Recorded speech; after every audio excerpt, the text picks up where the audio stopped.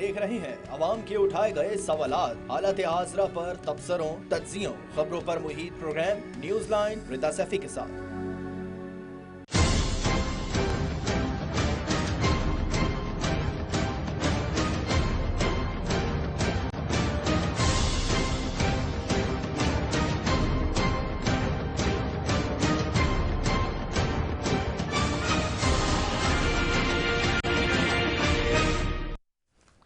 अस्सलाम वालेकुम, मैं हूं रिदा सैफी। सियासतदान अगर मिल बैठकर मीसाक़े मईशत के लिए तैयार नहीं तो आवाम भी रात गए तक शॉपिंग करने और बाजारों मार्केटों में घूमने फिरने की आदत छोड़ने पर तैयार नहीं है। यही हाल ताजिर बरादरी का है। जो मर्जी हो जाए, सुबह जल्दी दुकानें खोलने पर तैयार नहीं और शाम 7 बजे बाजारों को बंद नहीं करना। गोया बहैसियत कौम मुल्क को माशी तौर पर डिफॉल्ट की तरफ सब मिलकर धकेल रहे हैं और इसमें हम सब का हिस्सा शामिल है। दूसरी जानिब आज वजीर आजम शहबाज शरीफ, वजीर खजाना और वजीर खारजा सैलाब ज़दगान की इमदाद के लिए जेनेवा में मौजूद हैं, जहां वजीर आजम शहबाज शरीफ ने IMF के मैनेजिंग डायरेक्टर से दरख्वास्त की कि रहम दिली दिखाएं। पाकिस्तान IMF प्रोग्राम की सख्त शराइत पर अमल करेगा, लेकिन कुछ मोहलत दे दें।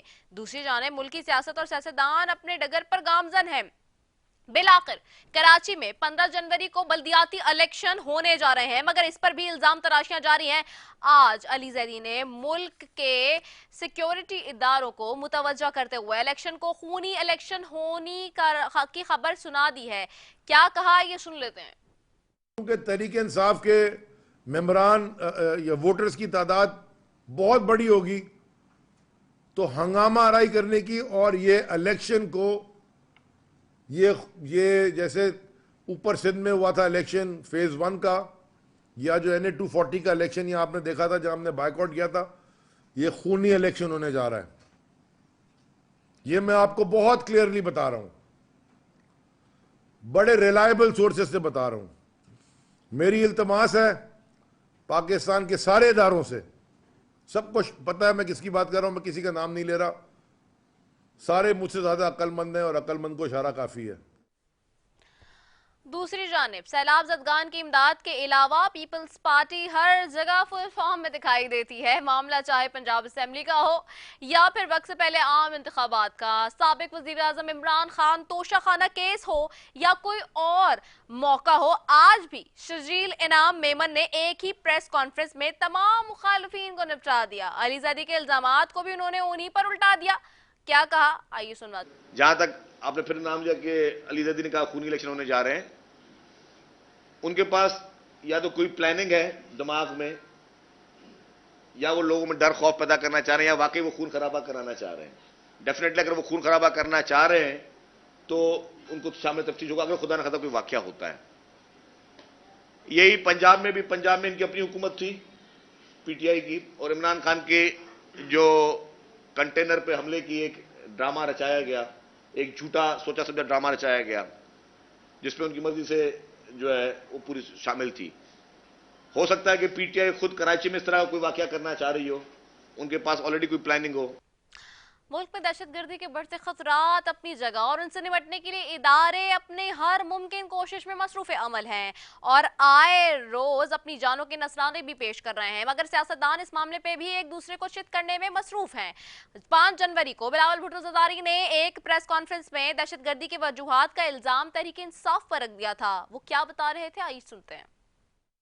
और हमने माजी में भी पार्लियामान के ओनरशिप के साथ, पार्लियामान का बैकिंग के साथ दहशतगर्दों का मुकाबला किया, दहशतगर्दों को शिकस्त दिलवाया।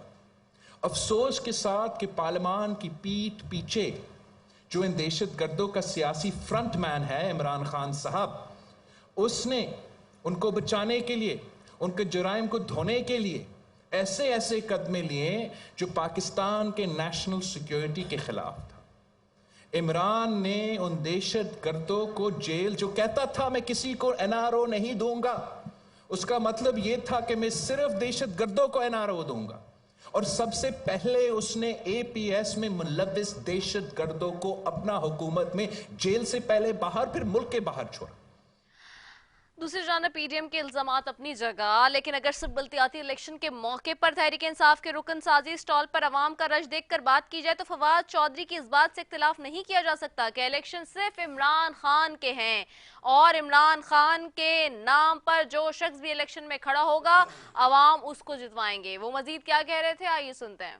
तो मर्जी बना लें। ये उस वक्त होता था, देखें पहले होता था कि कैंडिडेट के 65-70% वोट होते थे और पार्टी चेंज हो जाती थी, कैंडिडेट बदल जाता था, पार्टी खत्म हो जाती थी। अब तो वोट ही इमरान खान का है। इमरान खान के बगैर ये सारे लोग आपने देखे ही हैं। इन ये जो 20 लोग पहले इलेक्शन लड़े हैं, फिर 76% सीटें हम ज़मीनी इलेक्शनों में जीते हैं, इमरान खान के टिकट के ऊपर लोग जीते हैं। तो ये लोग, इनको कुछ हो भी जाए, ये हो ना हो, क्या फ़र्क पड़ता है? इमरान खान का टिकट जिसके पास होगा वो।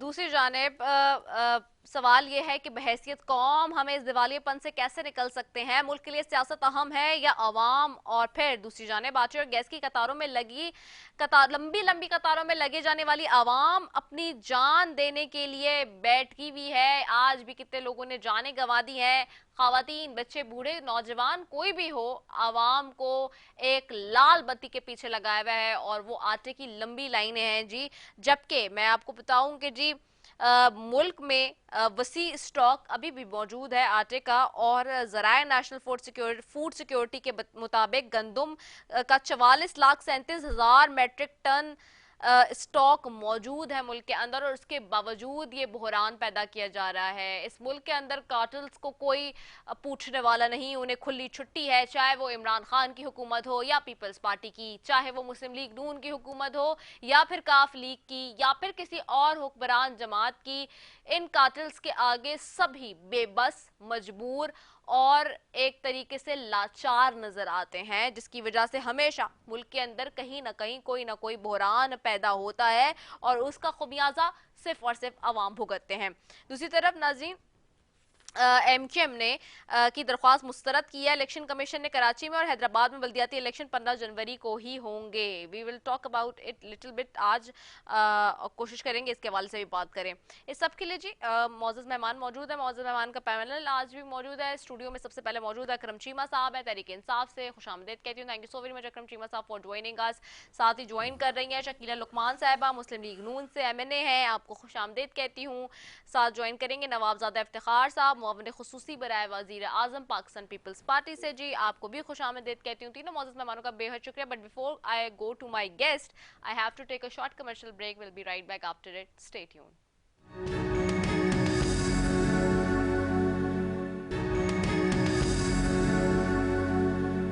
वेलकम बैक नाज़रीन, और मैं अपने मेहमानों की तरफ जाऊंगी जी। सबसे पहले अकरम चीमा साहब आपकी तरफ आऊंगी। अकरम चीमा साहब, ये जो मामला है सारा, आज भी हम देख रहे हैं कि एक दूसरे के ऊपर जी इल्ज़ामात की बौछार है। आपको तो दहशतगर्दों का सहूलतकार और दहशतगर्दों का फ्रंट मैन कह रहे हैं बिलावल साहब, और दूसरी तरफ जो है चाहे ये मामला हो या फिर इलेक्शन का मामला हो, सब तरफ ही आप लोगों को जो है वो क्रिटिसिज्म का सामना है। दूसरी तरफ ये कि अब चूंकि 15 जनवरी को इलेक्शन भी हो रहे हैं, लोगों का गिला है कि जी कराची ने हमेशा आपको वोट दिया लेकिन आपने कुछ नहीं किया, और अब जो है वो फिर से रिवाइवल हो रहा है एमक्यूएम का इसी वजह से। बिस्मिल्लाहिर्रहमानिर्रहीम। क्या अजब इत्तेफाक है कि खुद दहशतगर्दी का बैकग्राउंड रखने वाली जमात, जिसने इस शहर में लियारी गैंगवार बनाई, जिसने इस शहर में अमन कमेटियां बनाई और क्या कुछ नहीं किया, जिसका मेरी कराची शहर का एक एक शहरी गवाह है, वो आज हमें दहशतगर्द कह रही है। जिस पार्टी का अल्हम्दुलिल्लाह शुरू से रिकॉर्ड रहा है कि हमारा आज तक कोई बंदा भी किसी ऐसी वारदात के अंदर मुलविस नहीं रहा, और एक ऐसी पार्टी हमारे ऊपर इल्ज़ाम लगा रही है जिसका खुद ट्रैक रिकॉर्ड दहशतगर्दी की तारीख से भरा हुआ है। तो मैं समझता हूँ कि इन लोगों के इल्ज़ामात लगाने से या इन लोगों के बात करने से पाकिस्तान तहरीक इंसाफ को किसी किस्म का कोई फ़र्क नहीं पड़ता। और जहाँ तक आपने देखा कि जी ज़िमनी इलेक्शन के हवाले से जो आज अली जैदी साहब ने स्टेटमेंट दिया, उसका बैकग्राउंड तो ये है कि आपने NA 237 के इलेक्शन के अंदर आपने देखा कि इन्होंने हमारे कराची के सदर जो नहते जा रहे थे उनके ऊपर हमला किया और उनको ज़ख्मी किया और वो 10 दिन तक हॉस्पिटलाइज रहे। ये वाक़या भी सबकी आंखों के सामने है। उसके बाद आपने देखा होगा कि NA 240 का इलेक्शन हुआ जिसके अंदर पाकिस्तान तहरीक इंसाफ ने बाइकआउट किया था, हम तो उसमें थे ही नहीं। और जिस तरह सारा दिन लोग वहाँ पर सरेआम यही पार्टियां क्लाशनकोफ लहरा के घूमती रहीं और जिस तरीके से ये आपस में उस सीट के ऊपर दस्तों गिरबां थे, हालांकि टोटल वोट ही उसके अंदर मेरे ख्याल 8 से 9 हज़ार पड़ा था उस इलेक्शन के अंदर, और क्या कुछ इन्होंने उस सीट को हासिल करने के लिए नहीं किया।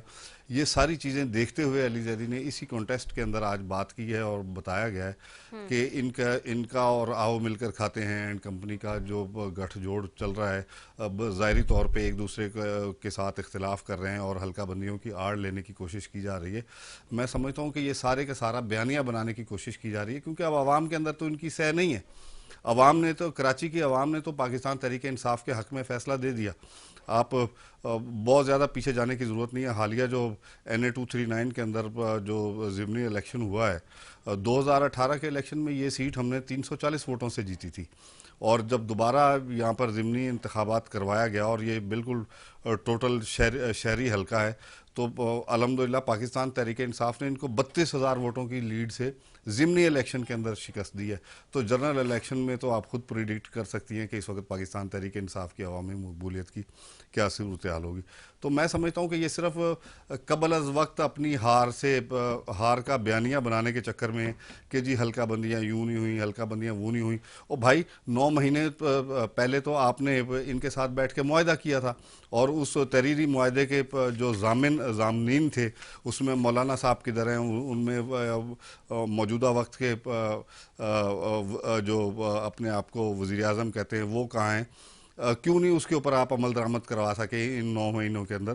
क्यों नहीं आप वो हल्का बंदियाँ चेंज करवा सके? तो ये सिर्फ और सिर्फ वो रोना है उस आने वाले इलेक्शन की जो मुतवक्के हार है इनके नसीब में लिखी जा चुकी है कराची की आवाम की तरफ से, उसके ऊपर एक बयानिया ये अभी से बनाना चाह रहे हैं कि जी वो हल्का बंदियाँ यूँ नहीं थी, हल्का बंदियाँ वो नहीं थी।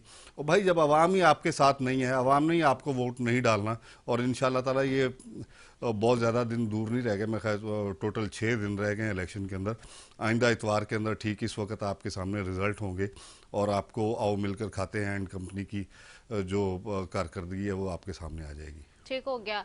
मैं आपकी तरफ आती हूँ शकीला लुकमान साहिबा, आपको आवाज़ आ रही है? जी जी आ रही है। शकीला लुकमान साहब, आप डेफिनेटली वज़ीर आज़म बाहर हैं, जेनेवा में एक अहम कॉन्फ्रेंस थी आज, और प्राइम मिनिस्टर के साथ साथ हम देख रहे थे कि वज़ीर ख़जाना भी वहाँ थे, वज़ीर ख़ारजा भी वहाँ थे, अपील भी हो रही थी, बट पीपल आर, और पैसे मिल भी कर रहे हैं, पैसे मिल भी गए, but question is and everybody is thing कि जी ये पैसा लोगों पे लगेगा भी या नहीं लगेगा। अब तक जो पैसा पहले से भी बाहर से आया है वो क्या सैलाब मुतासरीन तक राइट वे में राइटली पहुंच गया है जो अब ये पैसा लगेगा? जी बिस्मिल्लाहिर्रहमानिर्रहीम, बहुत शुक्रिया रिदा।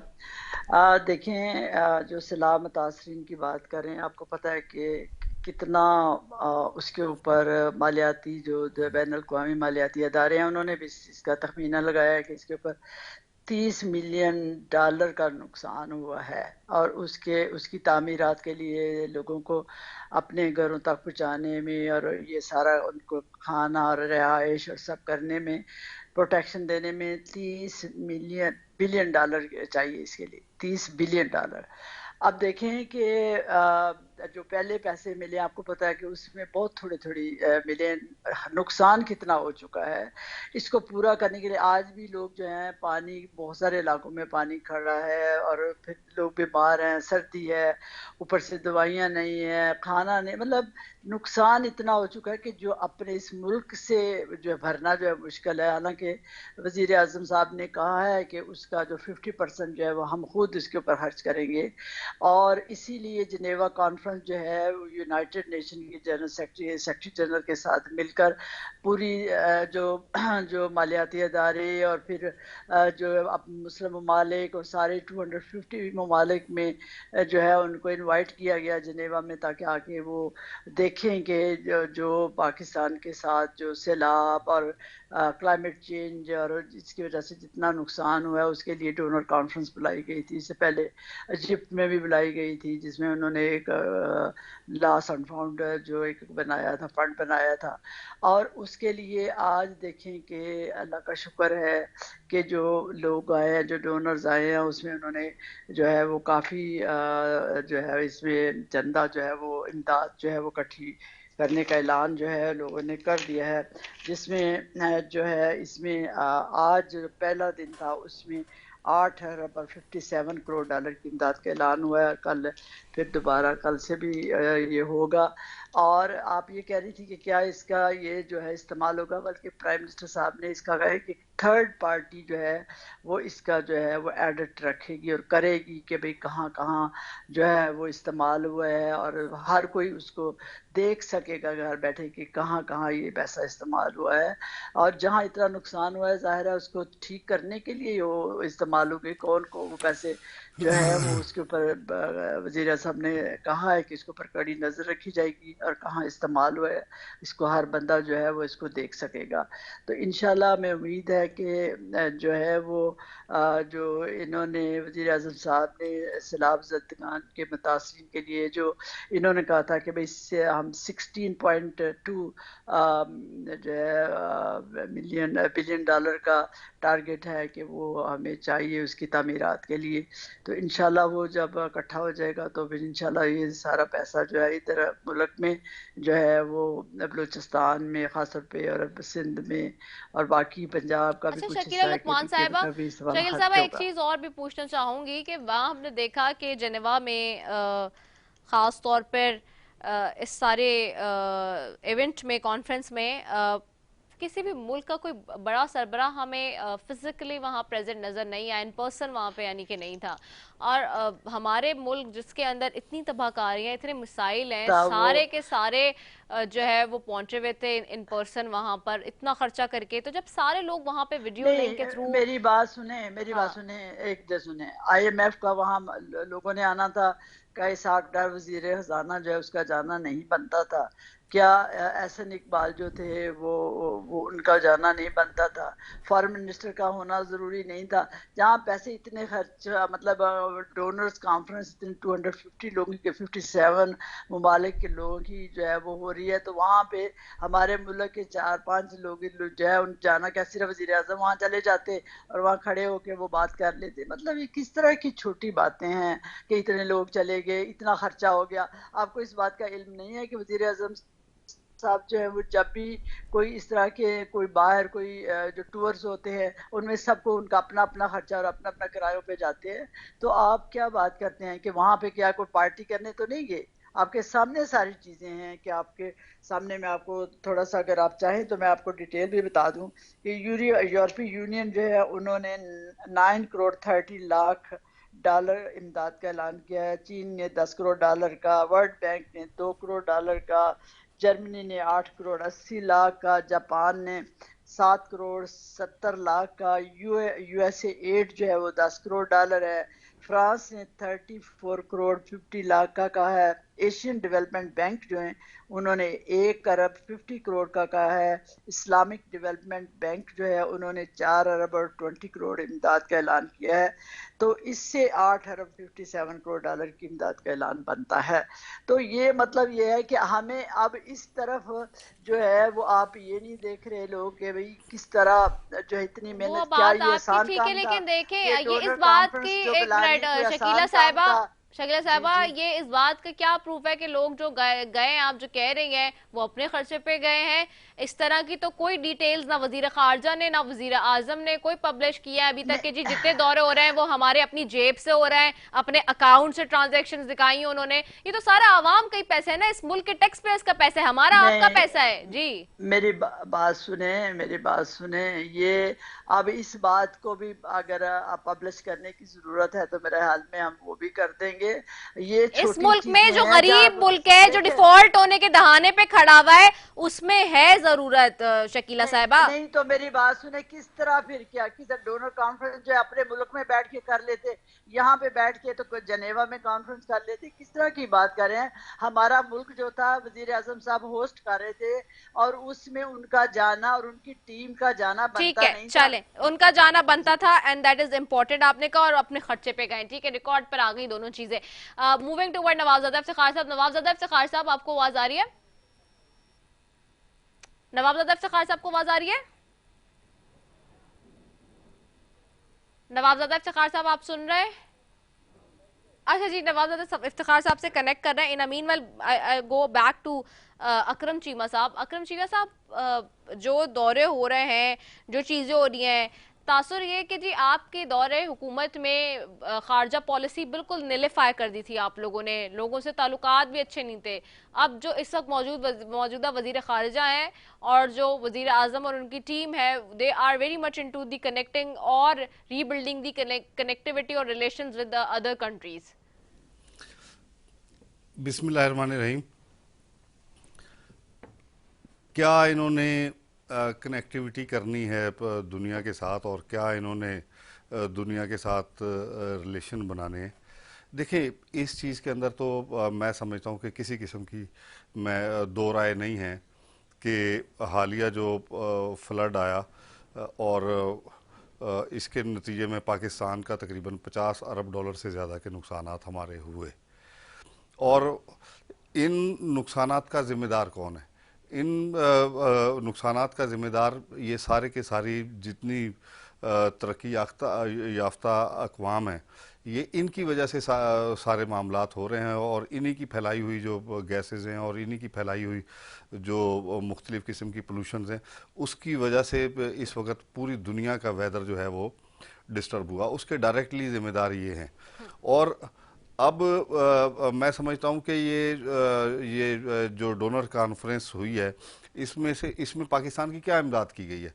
मैं तो समझता हूँ कि ऊँट के मुंह में ज़ीरे की मुज़दाक, मैं तो इसको मिसाल दूंगा कि ये ऊँट के मुंह में ज़ीरा डालने वाली बात है। ये जो इमदादें ऐलान हुई हैं, 1 करोड़ डॉलर और 2 करोड़ डॉलर, मेरी बहन ने तो अभी 8.5 अरब डॉलर कह दिए, तो मैं तो बहुत खुश हो जाऊँगा कि अगर ये इससे आधे भी हमें इन्होंने दे दिए, जो कि खुद रिस्पॉन्सिबल हैं हमारी इस तबाही से जिससे पाकिस्तान की आवाम दो चार है इस वक्त। तो दूसरा आप कह रहे हैं सरकार कहाँ की सरकार, कौन सी सरकार, कैसी सरकार? आप ये देख लें कि अभी तक जो सैलाब मुतासरीन है वो उसी तरह परेशान है। अभी तक लोगों को फसलों की कीमत अदा नहीं की गई, अभी तक ज़मीनों के ऊपर से पानी नहीं निकाला जा सका, और जितनी अभी तक लोगों ने इमदाद जो सामान की सूरत में दी, वो आप देखती हैं कि कभी कोई सरकारी मुलाजिम, आपका मीडिया चलाता है कि फ़लाँ सरकारी मुलाजिम साहब वो इमदादी सामान बेचते हुए पकड़े गए, और मीडिया की रिपोर्ट्स हैं, ये मैं अपने पास से नहीं कह रहा। पाकिस्तान पीपल्स पार्टी के अहदेदारों के गोदामों पे मीडिया ने जाके छापे मारे, और वहाँ से ये सामान सारे का सारा इमदादी सामान और खुराक, बजाय इसके कि ये गरीब लोगों को देते, जो लोगों का दिया हुआ सामान है वो तक तो ये हड़प कर गए। और तो और आप क्या बात करेंगे कि नाम लेते हैं दीन का और इस्लाम का और मज़हब को हर जगह पे इस्तेमाल करते हैं सियासत के लिए। आपने मौलाना का जलसा देखा था, वहां पर वही खैमे जो वहां के सैलाब ज़दगान की इमदाद के लिए आए थे, वो उन्होंने अपने जलसे के अंदर बतौर कालीन बिछाए हुए थे। I have to take a short commercial break. We'll be right back after it. Stay tuned. Welcome back नाज़रीन। जी अकरम भाई, आप बात कर रहे थे, कंप्लीट कर लें। जी, तो देखें, अभी इत्तेफाक से ही वो चीज़ें सामने आ जाती हैं। अभी आपके सामने ही मौसूफ फरमा रहे थे कि हमें तकरीबन अभी तक 2 अरब डॉलर भी इमदाद नहीं मिल सकी, जबकि हमारा नुकसान कहाँ है। तो अभी मेरी बहन लाइव टीवी के ऊपर बैठ के कितना बड़ा झूठ बोल रही थी कि 8.5 बिलियन जो है वो लोगों ने इमदाद का ऐलान कर दिया। तो मैं कहता हूँ कि देखें, झूठ बोलने से कुछ नहीं होगा, आप अपनी कारकर्दगी दिखाएं। आप तो बहुत ज़्यादा तजर्बेकार थे, आप तो बहुत ज़्यादा पुराने थे, आप तो 4-4 दफ़ा दोनों सारी की सारी पार्टियाँ 4-4 दफ़ा 3-3 दफ़ा वजारत उज़्मा के मज़े ले चुकी हैं, और इस मुल्क के अंदर इक़्तिदार में रह चुकी हैं। आपको तो आते ही ये सारे के सारे मसाइल हल कर देने चाहिए थे। आज देख लें, अवाम की हालत ये है कि लोगों को खाने के लिए आटा नहीं मिल रहा पूरे पाकिस्तान में। गिलगित बल्तिस्तान से लेके कराची तक की अवाम जो है, लोग धक्के खा रहे हैं, लोग लाइनों के अंदर लगे हुए लोग मर रहे हैं, शहीद हो रहे हैं सिर्फ एक आटे के लिए। तो ये किस मुंह से पाकिस्तान तहरीक इंसाफ के ऊपर हर चीज़ का इल्ज़ाम जो है वो जड़ने की कोशिश कर देते हैं। 9 महीने से आपकी हुकूमत है, आपने ठीक क्या किया? आपने ठीक किया सिर्फ और सिर्फ अपनी ज़ातियात को ठीक किया। आके आपने 1100 अरब रुपए के केसेस ख़त्म करवाए, आपने आके अपने आप को NRO दिया। इसके अलावा कोई एक ऐसा काम जो पाकिस्तान की अवाम की फलाह के लिए इन्होंने किया हो और उससे पाकिस्तान की अवाम को फ़ायदा हो, एक चीज़ मुझे आइडेंटिफाई करा दें। आज पेट्रोल के रेट कहाँ पर हैं? आज इस वक्त चीनी के रेट कहाँ पर हैं? आज गंदम के रेट कहाँ पर हैं? गैस के रेट कहाँ पर हैं? बिजली के रेट कहाँ पर हैं?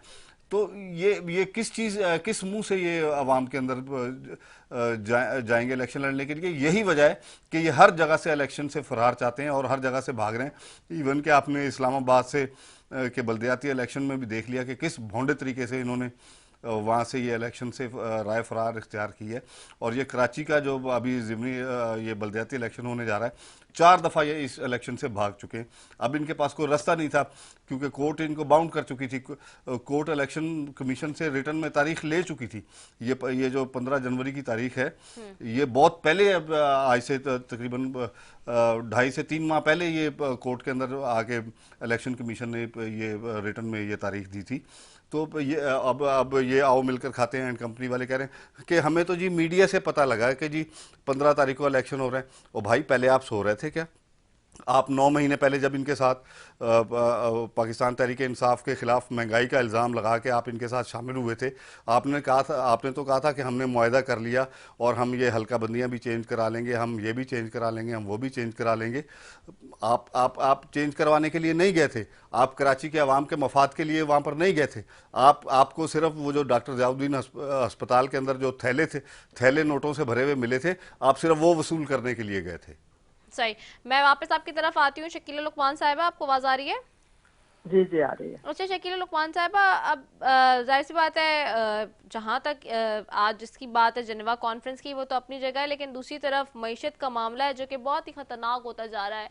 इसके लिए कब तक इकदाम मजीद उठाए जाएंगे? आज भी एहसन इकबाल साहब तसल्लियाँ तो दे रहे थे कि जी पाकिस्तान डिफॉल्ट नहीं करेगा, लेकिन मुख्तलिफ रेटिंग एजेंसीज तो कुछ और ही बता रही हैं।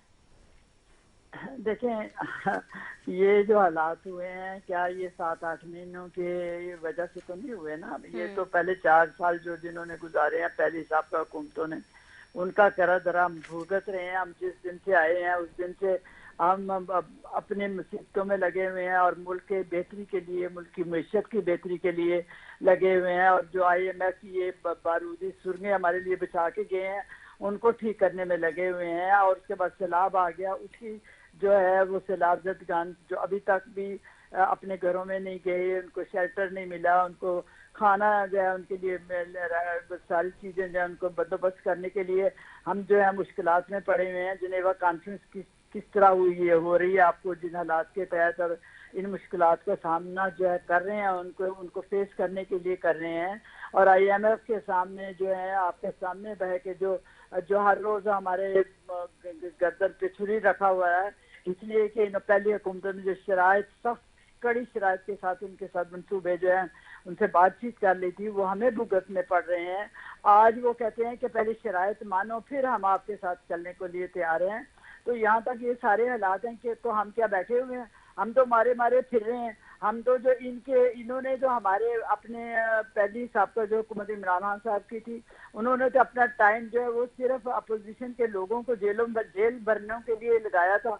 उन्होंने तो कुछ काम किया ही नहीं था। उन्होंने जब हुकूमत में आए थे 2018 में, तो 10 महीने तो उन्होंने IMF के साथ बात करने में लगा दिए थे। तो ये सारे उन्होंने कोई काम नहीं किया। अब वो काम और फिर जो हमारे लिए जो IMF के मसाइल और फिर उसके बाद आपके सैलाब का मसला और फिर IMF का मसला, इन सारे मसाइल हम लेके किस तरह हम 8 महीनों में हम कहें कि हम दूध की नहरें बहा देंगे और हम सारे काम जो कर लेंगे। हमें भी तो कोई 2-4 साल चाहिए, 2-3 साल इन चीज़ों को ठीक करने में टाइम लगता है कि नहीं। किस तरह ये जिस तरह बिगड़ा हुआ और बेहाली के हालत में मुल्क हमारे हाथ में दिया गया, उन हालात में आप देखें कि क्या करना था। और उसके ऊपर से आपको ये भी पता है कि रूस और जो है वो क्या कहते हैं दूसरा कंट्री, क्या नाम है जिस नाम नहीं याद आ रहा है, उसके साथ जो उनके मुल्की हालात है, उनकी जो है यूक्रेन जी जी, तो उसके हालात, आप पूरी दुनिया उनके हालात भुगत रही है। आपके सामने यूरोपीय ममालिक देख लो, अमेरिका देख लो, बरतानिया देख लो, सारे ममालिक जो हैं उनका शिकार हैं।